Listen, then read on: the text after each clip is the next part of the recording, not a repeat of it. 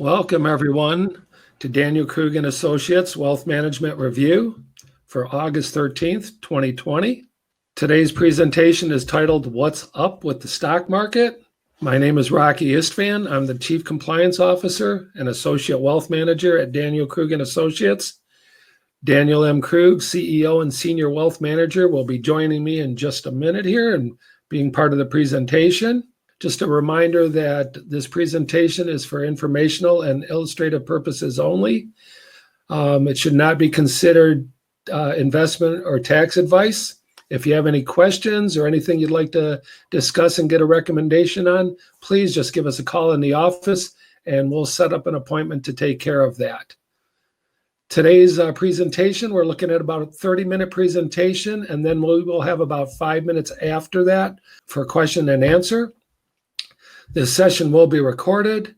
Right now, everyone is muted, so if you need to ask a question or would just like to say hi, please use the chat room on the side of the screen. We want to thank CNR, City National Rockdale, and Asset Marks, Kezia Samuel, for some of the data that we're presenting today. And let's move on to today's agenda. So I'm going to sign off here and walk us through what's going on and then come back on when Dan joins us. So today, what we're going to be covering is major developments that have happened in the past week or two, a COVID-19 update, an update on unemployment. We're going to dive a little deeper into what's driving the markets. I think you're going to find that interesting. And then Dan's going to go over the economy and some opportunities, and we will have time for Q&A at the end. A reminder of what wealth management means to us at Daniel Krug and Associates. Investment consulting, developing your investment strategy is a big part of any investment planning and wealth management planning. That's kind of the foundation of what we do. But in addition to that, there's 4 major areas of advanced planning that we work on. We work on wealth enhancement strategies, and you can see the sub-bullet points underneath that category. Wealth transfer strategies, wealth protection strategies, and charitable giving strategies. And when you put all this together, that's really how you enhance one's wealth and legacy. So let's talk about major developments. Major developments today or over this past week. We've got a long list. We're not going to be able to cover everything in today's presentation in detail, but we just wanted to highlight them. So here we are with the S&P is within 1% of the all-time price levels that we've seen historically. So we're going to go into that a little bit deeper. Recent jobs, the data is encouraging, but the pace of hiring has been slowing. We're going to touch on that. The manufacturing side of the economy sees signs of improvement. We got a slide on auto production, which is looking pretty good. When it comes to COVID, the U.S. national average cases and hospitalizations do continue to slowly decline. I know there's a lot in the news, but we're going to cover that. A recent national independent survey shows that 86% of us out there are dissatisfied with where things are going in the country. Compared to a year ago, that's a significant increase. And we're not going to touch on that today, but that is not a good sign. And we know why. There's a lot of things going on in our world today, besides COVID. When it comes down to the vaccine, it looks like we're looking at the first half of 2021 before there really will be dosages available. And it seems to be increasingly more difficult to have a national cohesive plan around COVID. It takes over 8 weeks to really implement any of these strategies. And yet, state by state, we're seeing different strategies, different things going on, making it very difficult to put a cohesive plan together. Schools are opening under every imaginable scenario. Every week we're hearing changes in the planning. They're going to open, they're not going to open, they're going to open a couple days. That right now is trending towards not opening the schools. And we saw this week the Big Ten announced they're not going to start the football season or plan to play this year. So a lot of things up in the air when it comes to schools. And finally, politics stalling the next fiscal stimulus. There's been a lot of political rhetoric going on back and forth about what needs to be in the bill and this and that, but we still believe there's going to be a $1.5 to $2 trillion stimulus package come out over the next week or two. And with that, I'm going to move into COVID, but we're going to let Dan come on board and join us. Dan, if you want to join us, CEO and Senior Wealth Manager at Daniel Krug and Associates, and he will take over from here, and I will sign off, and I will see you guys in a little bit. Okay, thanks, Brock. Okay, so COVID update. Where are we at today? So one of the things with the COVID updates that we do is we'd like to really first give you a little information about what's going on across the U.S. We are going to drill down a little bit to Michigan as well. And what we're trying to accomplish here is first to understand where we are in the recovery, and then second, to give some perspective relative to, really what we face annually with different diseases in the United States. And then hopefully what they'll do is in understanding that perspective, really help people and maybe ease a little bit of fear out there that seems to be kind of elevated. So let's take a look. When you're looking at the United States, there's been in the news a lot about how the COVID has increased in the number of cases, increased in some of the hospitalizations. And if you look at this chart, it kind of shows you from a large view. In April, we had the major influx of the disease, New York, Michigan, New Jersey. We had about 5 states that just got hit real hard, and we had a major spike up. Then we started to understand the disease a little bit and start putting those measures in place to really kind of contain this and to help people get better faster. There's a lot that's been learned during this time. And as you can see on this chart, it has been decreasing all the way to about July. And then we had another uptick. One of the reasons we have that uptick, and I would venture to say that this is going to happen where we have these little, ebbs and flows all the way through the year. One of the reasons is as states open up, you're going to find that because they haven't been exposed to it like many of the first states have, you're going to see an uptick in individual states. But as they understand and as they react to it, you'll see it come back down. And I'll show you a couple examples of that as we move forward here. So when you look at this next chart really talks about how we've got a continued trend in positivity since July.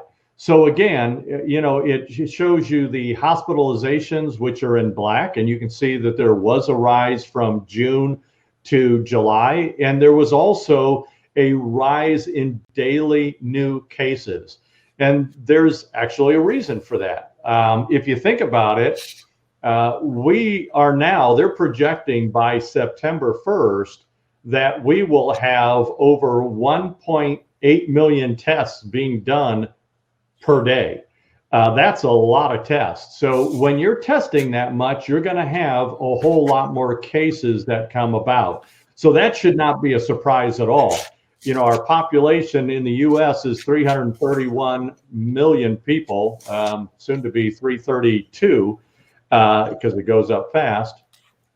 So we've got a lot of testing that's going on right now. So the number of cases should not surprise anybody at this stage because, just mathematically, we're going to see more with the additional testing. So the good thing is we are getting the testing. That's what everybody wanted. We're actually ahead of the game right now. So it will help to curtail this in the future.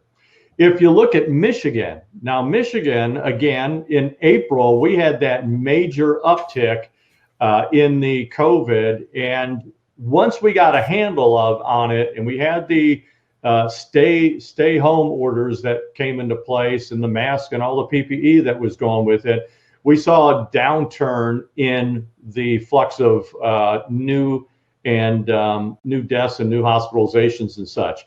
And as you can see, based on around mid-June, we've kind of stabilized, and the projections out are that we will stay around this level really towards the end of the year. So I think we've really kind of put ourselves in a place where we've got it about as low as we're going to get it, as far as the number of cases on a daily basis.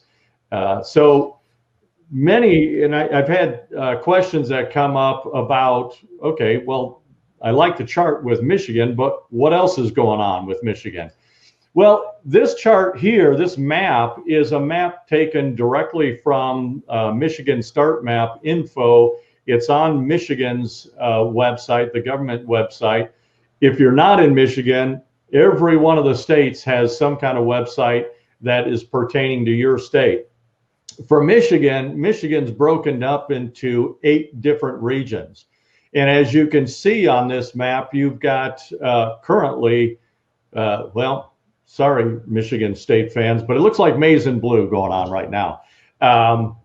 So area 8 and 6, they're pretty much containing the outbreak. No real issues up there. And in the other areas, we're in an improving state. So of those 8 areas, there's 6 stages, and we're really kind of sitting in 2 stages right now. The question might be, how do we get to the final stage, which is the post-pandemic stage? Well, unfortunately, that's not really clear. We don't have any clear criteria. Initially, it was to flatten the curve. Well, at this point, we've just about flatlined it. So we're really kind of looking for information from the governor to find out when do we actually get to open back up again, because in Michigan, we did hear about a surge, a spike that was going on. But again, if you just go back to the previous slide, you can see that it was, I'm not sure where that spike is, because we've done a very good job as a state of getting this whole thing under control. So that's Michigan. Now, if you move to Arizona, because Arizona's been in the news as well, Arizona did a very good job in the beginning of keeping things kind of curtailed. It has just been recently in July and August that they started seeing that uptick. And this is where I think that we're going to see that ebb and flow nationally, is as different states open up, you're going to see some surges where maybe that state government didn't see where the issue was, but then they immediately go in and try to protect and correct. So even for Arizona, they're on a downtrend right now, and you can see that the projection is to really get close to where Michigan is at this point. Matter of fact, we actually overlaid both Michigan and Arizona to give you some kind of comparison from a time frame and from a spike standpoint for the deaths per day. And again, you can see with Michigan, that all occurred. The biggest swell happened in the beginning, and then we got it under control. Arizona was did a great job of flattening the curve in the beginning. As they opened up more, they saw a little bit of a swell, but again, they're getting that under control. Arizona certainly is nowhere near as bad as Michigan, certainly not as bad as New York, which really took the biggest brunt of all this as we tried to figure out what we were supposed to do. But all in all, I think we've got a good game plan going. Most of the states really have a handle on what's going on and how to address it. So I'm looking for positive things moving forward with this. Hospitalizations continue on a downward trend. Again, going to this map, you've got New York in the beginning. It's really kind of flattened out. But again, as some states have opened up, you see a little bit of a surge, but it's all coming back down again. So the hospitalizations are lowering, and certainly the ability to take care of the patients is increasing, which is lowering the death rate on this as well.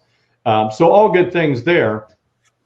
This chart's kind of an interesting chart because it shows you which areas from an age group standpoint is getting hit the worst. And as you can see on this graph, the left side, you've got the percentage of deaths, and then the bottom axis are the age groups. And if you're 30 to 39, it's almost, or less, it's almost non-existent. You really don't see a major uptick until you get 65 and older. So those are the areas, that's the age group we really want to be protecting, especially when you get into the 85 plus years. We're already fragile at that point, so the COVID just kind of makes it much more difficult. But it gives you a little perspective as to where the disease is hitting the hardest.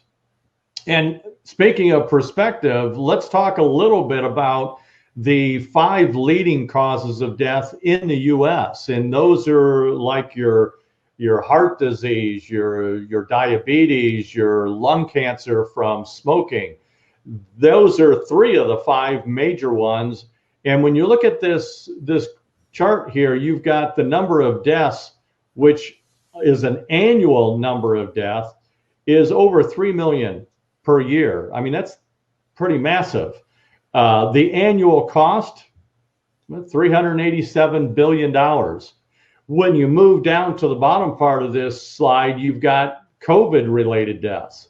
And again, just trying to put this into perspective, you've got the number of deaths from COVID at 226 plus projected by November 20th. It's not there now, but that's what they're projecting.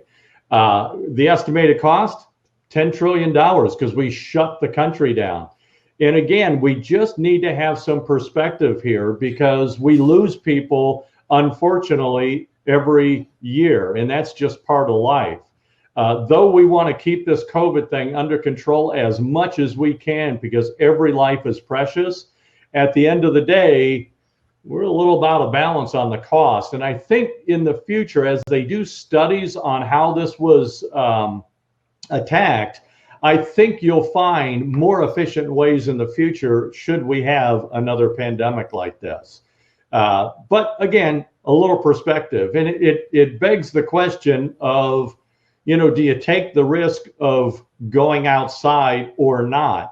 And it's interesting, my wife, Jennifer, read a book from, actually written by Dr. Ben Carson years ago. And the title of the book is Take the Risk. And in this book, he really speaks about looking at life and learning to identify, choose, and live with acceptable risk. One of the quotes out of the book was, in our risk avoidance culture, we place a high premium on safety. And nowhere is that more true than this year with the amount that this disease is causing our country and worldwide. I would really recommend that you get this book, read this book, because it gives you a little bit more perspective on what's happening out there today, and anything that you do, whether it's riding a bike or a motorcycle or a car, there's risk in everything that we do. The question is how much risk do we want to take as we kind of observe what's going on out there today? Speaking of books, I just read in the Clarkston News yesterday, our very own Mary Lou Greenwood Snyder actually put out a book. It's on Amazon right now. So I want to give a shout out to Mary Lou on her success for that book. The book's called Touched by God. It is the original poems by Mary Lou Greenwood Snyder. You can get it on Amazon. It costs like $6.99. There's free shipping available. I would recommend getting this. It's a good time to kind of get centered and focused. So congratulations to Mary Lou. If you see her, just say hi and congratulations. So let's keep going. Next, we got the unemployment update. So what I'm going to do is I'm going to go ahead and bring Rocky back on. So go ahead, Rock. It's up to you. Let's talk a little bit. I got a couple slides on unemployment.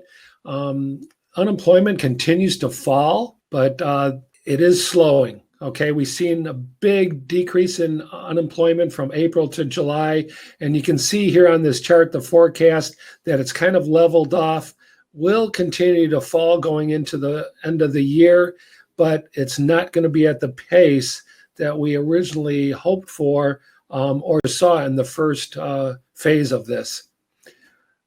Rehiring leveled off also in July when you look at the hourly workers working versus the pre-pandemic. About 60% of the people were laid off, either permanently or temporarily, and we're back about halfway, I'd say, at this point right now.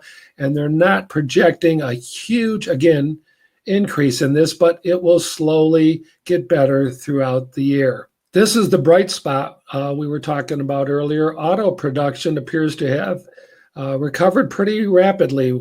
We were in about a 220,000 per quarter production rate in 2019. You can see that towards the right side of the chart. And then the big drop happened with COVID and everything was shut down. Well, we're back to about 120 and increasing, 120,000 production per quarter. We expect that to be back up in the 200,000 range by the end of the year, beginning of next year. Wanted to talk about the markets because, like we said at the beginning, we're near the record high we were at before this whole pandemic started. But we've really got to understand what's going on. So we've got a few slides here to show you what's really driving these markets. And when we look at this chart, what we have is basically the U.S. equity style returns. On the left side, the left green bars under Q2 is how mid-sized companies, small companies and large companies have improved in the second quarter. So mid-cap is up 24.1%, small cap is up 21.9%, large cap 20.5%. So this was through June. And year to date, though, when you look at the right side of the chart, they were still down for the year. Okay, when we break that down a little further, the bottom half of the chart, you can see it broken into growth stocks and value stocks. The large growth had the biggest second quarter recovery at 26.2, and they're actually running 7.9% ahead of the beginning of the year. And we're going to go into that in a second. When you look at the rest of these, you can see everything else, even though there was strong recovery in the second quarter, the other equity styles, mid and small companies, mid and small and large value stocks are the dividend stocks. They are all still running behind. So what's taking place in large growth that's not taking place in the rest of the companies out there? Here's another way to slice that information. It's by sector. So what we can see here, looking at the top of the slide, the consumer discretionary actually had the biggest rebound in the second quarter at 32.9%. And year to date, consumer discretionary companies are up 7.2%. Those are companies like your Home Depot, your McDonald's, things like that, companies that actually profited during that time because a lot of other companies were shut down. Technology is in the second place here, up 30.5% in the second quarter. But look at the year to date.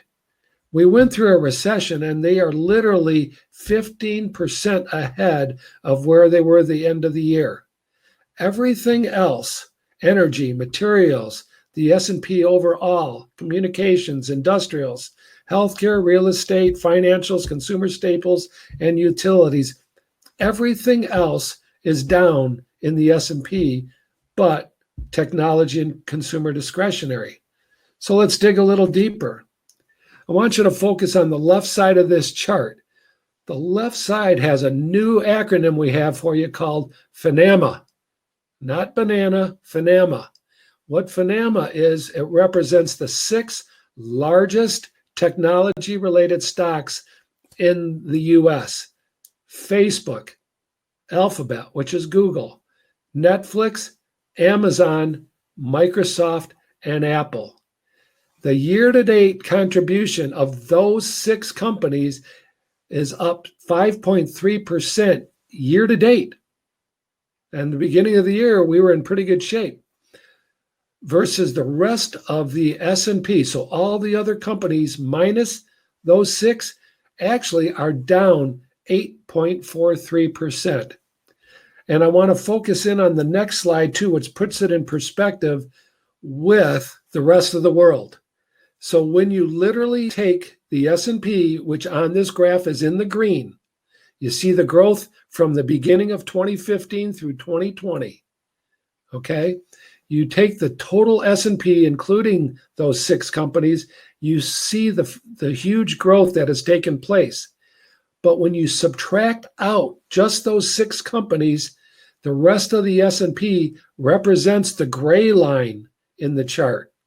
So you can see how much less without those 6 companies, Finama, right? Facebook, Apple, Alphabet, Netflix, Amazon, Microsoft, and Apple. Without those 6 companies, our growth has been relatively in line with the rest of the world. The orange represents the international equity market. So what is really driving where the market is at today? 6 high-tech, large high-tech companies. That's what's really driving this market. And if you know anything about the technology sector, it's one of the most volatile. So you have to understand that's why there's also increased volatility going on in the S&P, because those 6 companies play such a huge part in the overall performance in the United States. So I hope you got something from that. I'm going to bring Dan back on to go over some of where we're at in the economy and take it over from here. So Dan, there you go. Okay.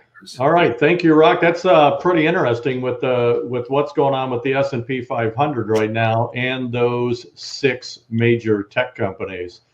A little bit eye-opening there. When we're looking at the second quarter GDP, most of you have heard in the news that it was a pretty nasty looking quarter. The overall GDP was down almost 33%. I mean, that's just a huge number. And the 4 biggest drivers on here are the government, which was actually positive, investments into the country, which was down 9.4, and then consumer consumption, ultimately was down -25. Everybody was kind of shut in. They weren't spending so much. And then the net exports actually boosted up at a 0.7. But all in all, it was a relatively nasty quarter. And I'm sure most people are going to want to just kind of put that behind them. We've talked about the PE ratio in the past. We do it on every one of our shows. So currently we're at 28.23. So we're really on the high side. What does that mean? It means that the stock prices are high, but the earnings are low. And that's kind of represented in what was going on with the GDP. So you've got a major negative number there. Now, what you're seeing is this clear dichotomy between the prices and the earnings, and that will come back in line again. We will be looking at some sort of correction coming down the road. Exactly when, we're not sure. If you think about the pending or potential correction that could be coming down the road, even when we look at the last few months with all the stimulus that has been going into our economy, we showed a chart a couple weeks ago on the halftime report where the stock market came down. They started the stimulus package, and the stimulus packages, as it kept increasing, so did the market.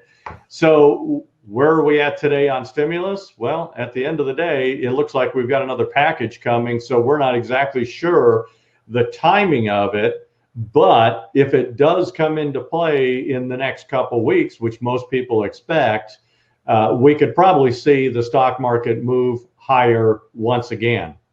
Again, potentially putting the PE ratio a little bit out of control here, or further out of control. When you think about the economy, the recovery has been quite uneven overall. This chart shows you some of the areas in the economy. Certain areas are doing very well, others not so well.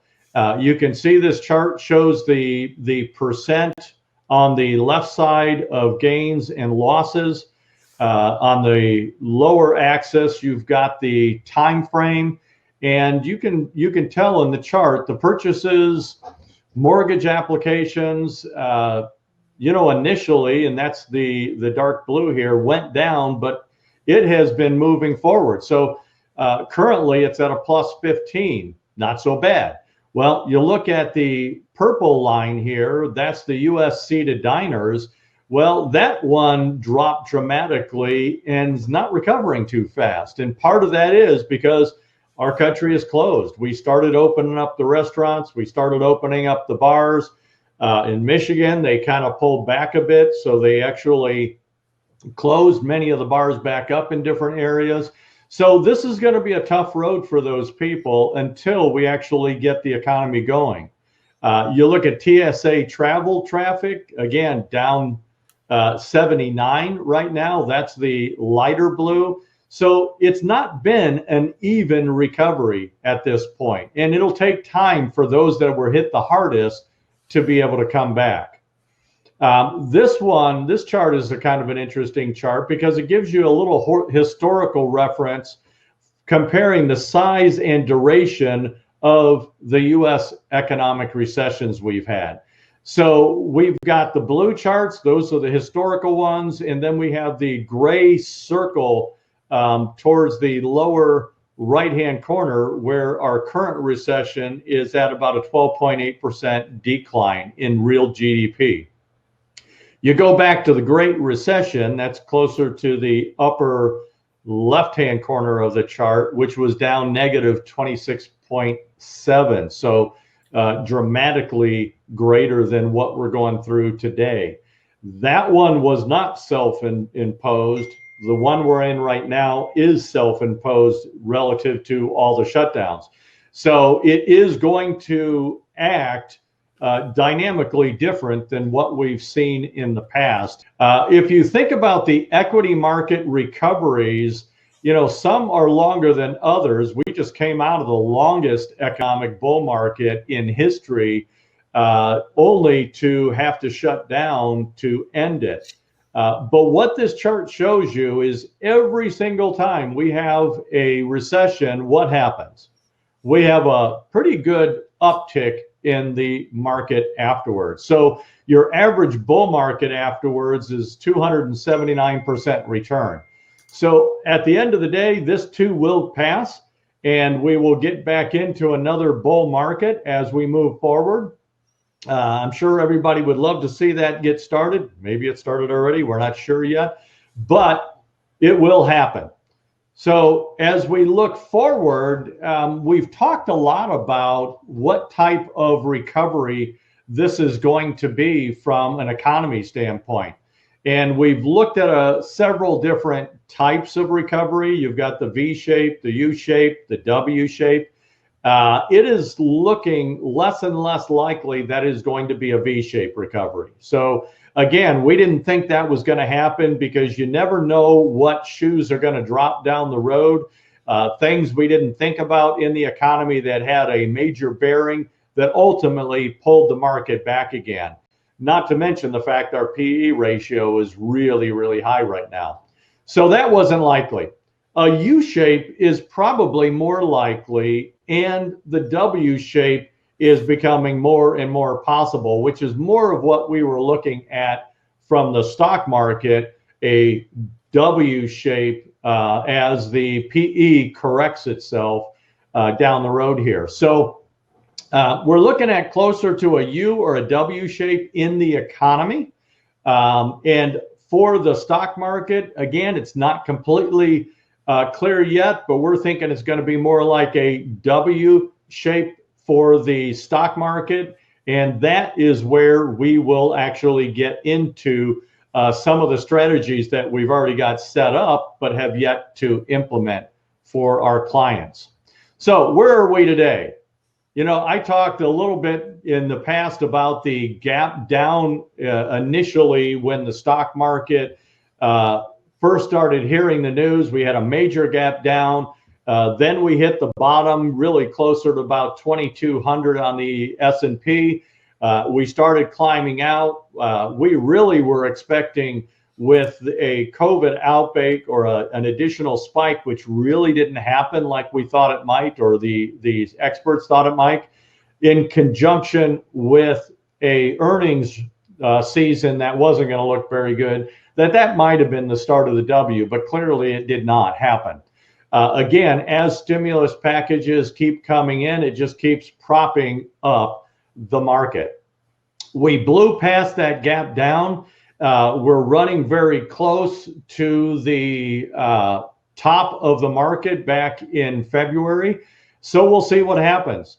The great thing is, though, is our clients, virtually everybody is back to even prior to the S&P getting back to even. And that's in part by the strategies that have been employed so far. Speaking of the strategies, let's talk a little bit about the opportunities. So we had 5 strategies within our strategy playbook for this crisis.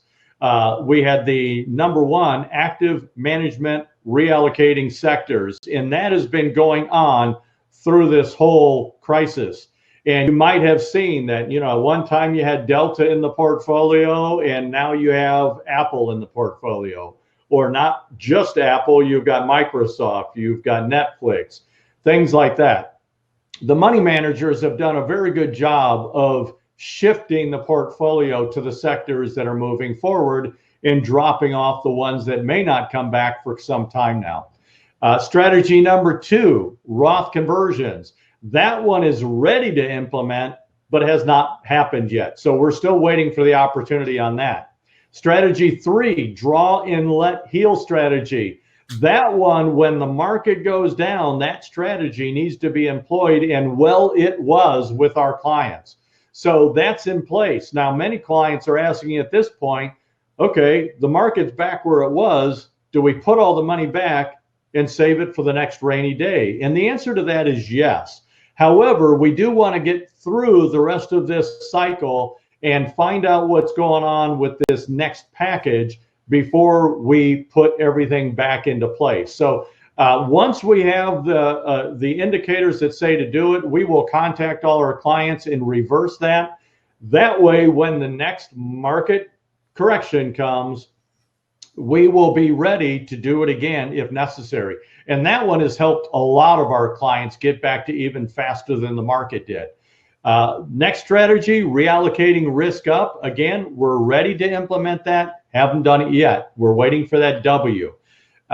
Then strategy 5 kind of falls into the same category. That's buying low in the market. The old adage, buy low, sell high.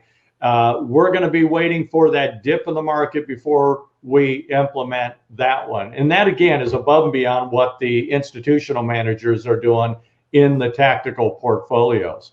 So if you want to see a little bit more about what's going on with those strategies, we actually have done it in our webinars in the past. So if you want to go to Daniel Krug and Associates YouTube, if you click that into your search bar, you're going to bring up this. It's Daniel Krug and Associates YouTube site. You can click on that. Once you click on it, you're going to be in our YouTube channel. And from there, you can access every one of the webinars that we've done so far.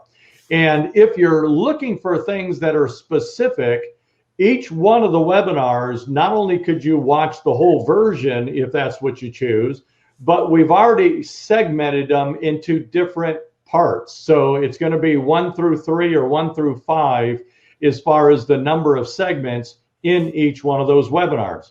So if you're looking specifically for those strategies and how we implement them and to be able to see how it works, you can actually pick out each one of those and review them. So for example, I've got 4 of them up here right now.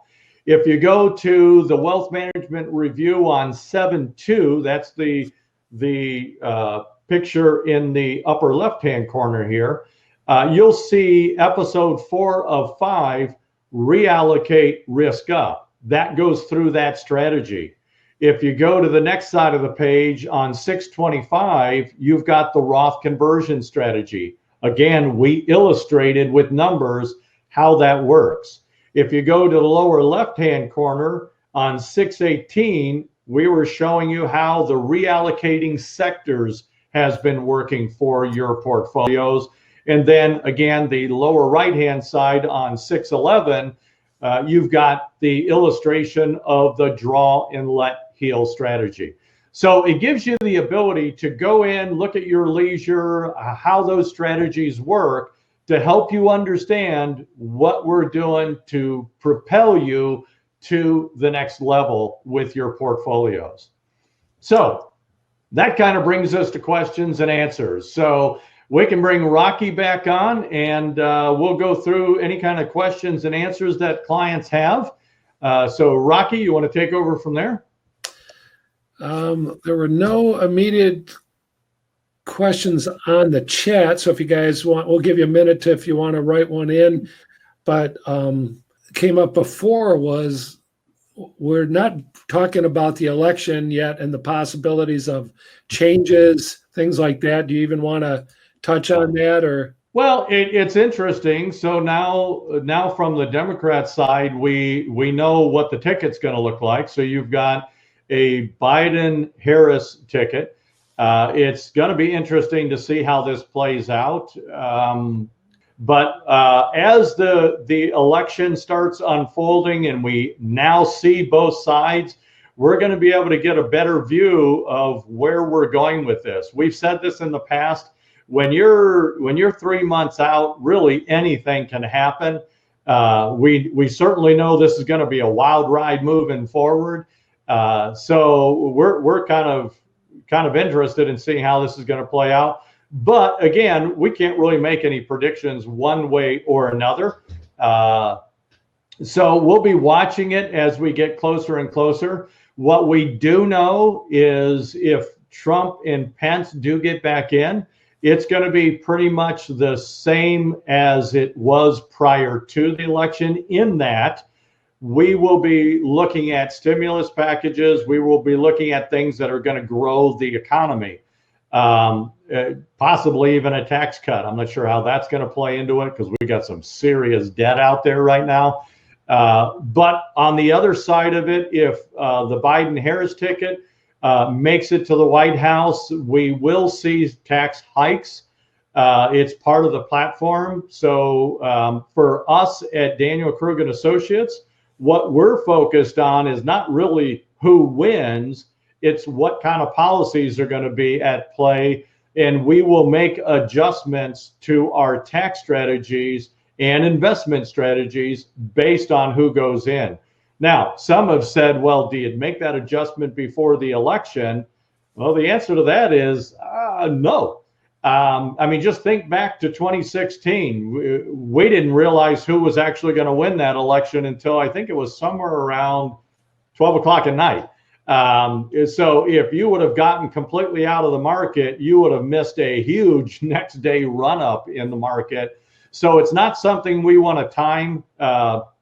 Effectively, what we will do is, depending on who wins, then we'll take a look at the landscape and make adjustments, just like our institutional money managers will with each individual portfolio.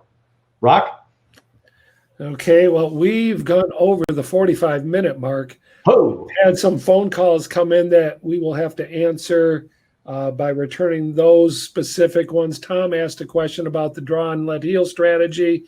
We'll follow up with people individually on these just to conserve time. And we want to thank you all for participating. We enjoyed presenting today. Anything else, Dan, you want to add? No, I think that's pretty much it. On the draw and let heal strategy, again, we're not implementing right now as far as reversing it, but when we do, we will let you know specifically. So no one's going to really call you right now on it, but if you have questions on it, you can certainly call us. Okay. So thank you again. There's no need to worry. You take care of your family, and we will take care of you. We're ready for 2020 and beyond. Everybody have a great day. All right. Goodbye. Goodbye.